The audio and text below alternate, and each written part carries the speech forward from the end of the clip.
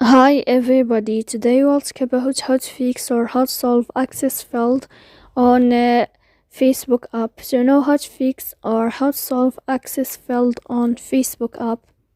You should just go to settings. After that you can click apps, default apps, app settings.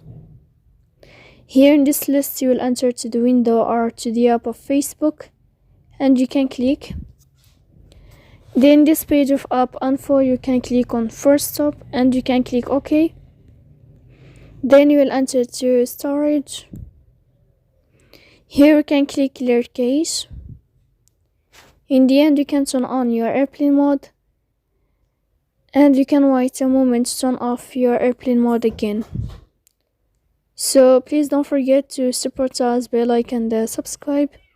See you next time in another video and thank you for your attention.